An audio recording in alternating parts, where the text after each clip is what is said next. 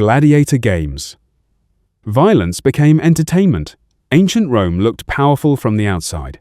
Big roads, huge buildings, massive armies, and beautiful statues. But inside that empire, people watched other humans fight for entertainment. This is where gladiator games came in. To the crowd, it was a show.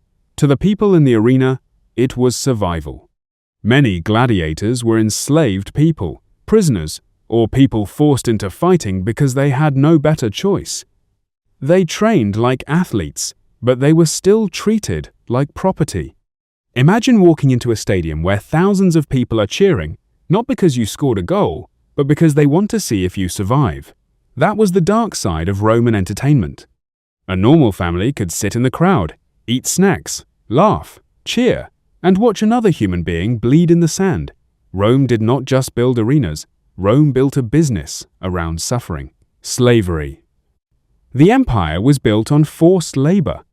Rome loved to show itself as civilized. Law, order, architecture, culture. But a huge part of Roman life was built on slavery. Enslaved people worked in houses, farms, mines, workshops, construction, and even government-related jobs. They cooked food, raised children, carried goods, built roads, worked in fields, cleaned homes, and helped run the daily life of the empire. Slavery was not some hidden crime happening in a dark corner. It was normal. It was everywhere. For rich Romans, enslaved people were not treated like workers with rights. They were treated like tools with legs. A Roman could talk about honor, justice, and civilization, while another human being was standing behind him, owned like furniture. That is why the beauty of Rome has a shadow. Behind many marble buildings, there were people who never got to choose their own lives. Roman mines, a slow death sentence. If you think slavery in a house was bad, Roman mines were even darker. Being sent to the mines was one of the worst fates in the Roman world. Some enslaved people, and condemned criminals, were forced to work underground in brutal conditions. No fresh air, little sunlight, dangerous tunnels, heavy labor, and almost no hope.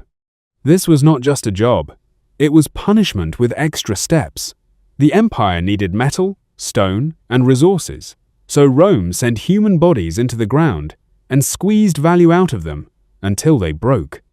Imagine waking up every day knowing your world is dust, darkness, chains, and rocks. That is the part of Rome people forget when they look at shiny armor and beautiful temples. Those temples needed materials. Those materials came from somewhere. Crucifixion. Death as a public warning. Rome did not only punish people. Rome turned punishment into a message. Crucifixion was one of the most feared punishments in the Roman world. It was usually used against enslaved people, rebels, pirates, and enemies of the state.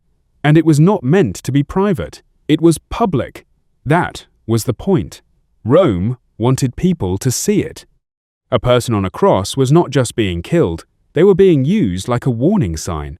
The message was simple: do not challenge Rome. This was psychological warfare. If you were an enslaved person thinking about rebellion, Rome wanted you scared. If you were an enemy thinking about resistance, Rome wanted you scared. If you were a poor person thinking the system was unfair, Rome wanted you silent. That is how Rome controlled people, not only with swords, but with fear.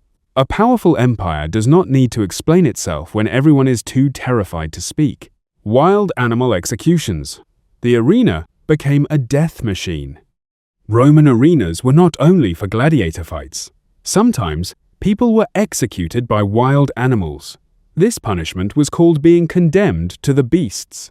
To modern people, that sounds like a nightmare. To some Roman crowds, it was part of the show. Animals were brought in from different parts of the empire. Lions, bears, leopards, wild bulls, and other dangerous animals. Sometimes condemned prisoners were placed in the arena with them. Think about how strange that is. Rome conquered lands, captured animals, transported them across huge distances, and then used them in public death shows. That is not just cruelty, that is organized cruelty. A whole system had to exist for this to happen.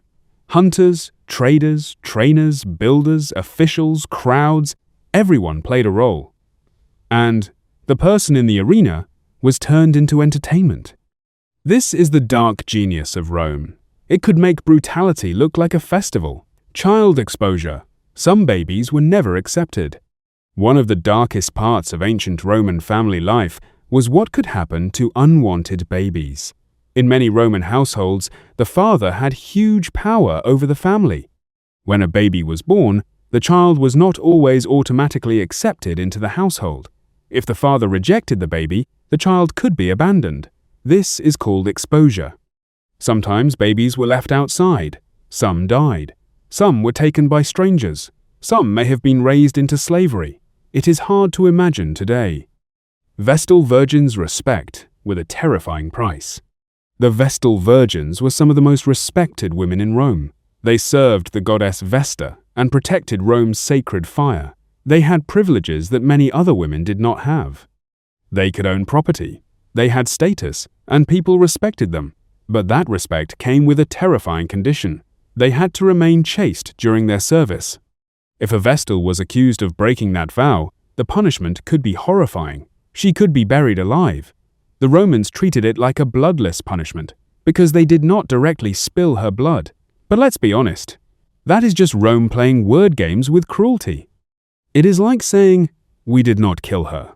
We just locked her underground and let nature handle the paperwork. Political prescriptions. Murder with a legal list. Roman politics was not always men in robes calmly debating laws. Sometimes it became a bloodbath with paperwork. One of the darkest examples was proscription. This was when political enemies could be officially listed for death. Their names were posted, their property could be taken, and people could be rewarded for killing them. That is terrifying. Imagine waking up one morning and seeing your name on a public list. Not a voting list, not a tax list, a death list. Rome could turn murder into administration. It took something brutal and gave it an official format. Stamp it, post it, reward it, call it politics. This shows how dangerous Roman power struggles could become. When powerful men fought, normal rules disappeared. Friends betrayed friends, families turned on each other, and violence became a career opportunity. In Rome, politics was not just about winning arguments. Sometimes it was about surviving the list.